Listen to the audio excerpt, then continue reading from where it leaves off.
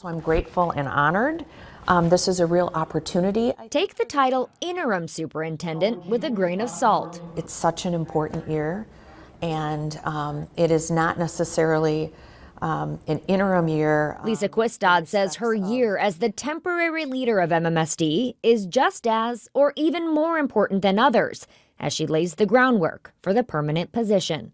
I feel a great obligation to set the stage and create the foundation for stability, for reestablishing ways of working and communication that's healthy, so that a new person can come in and lead the district moving forward. In terms of moving forward. After former MMSD Superintendent Dr. Carlton Jenkins announced his retirement after 3 years on the job, moving towards more of the longer time frame. District leaders put $95,000 into the superintendent search through an outside company. This, according to open records.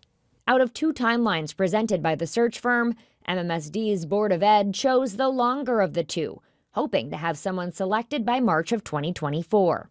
In the meantime, it has been a busy couple of weeks. Kvistad is getting back to the basics, naming her senior cabinet members, establishing clearer lines of communication from within the district, and creating more structure.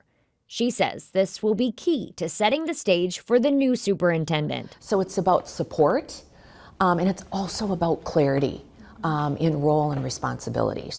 When it comes to a new leader, it's not just about clarity from within. Whoever holds the title of superintendent has to be ready to listen to every voice in the MMSD community.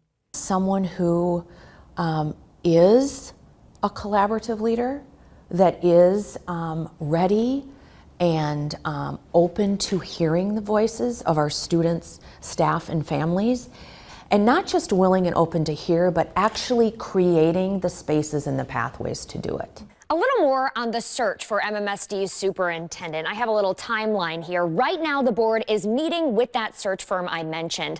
And then comes the fall. They're going to start asking for community input. They really want to hear from you. And then comes March of 2024. That is the date they hope to name their new leader. And then summer of that same year, they expect the new superintendent to fully take over the role. In the studio, Elizabeth Wattis, NBC 15 News.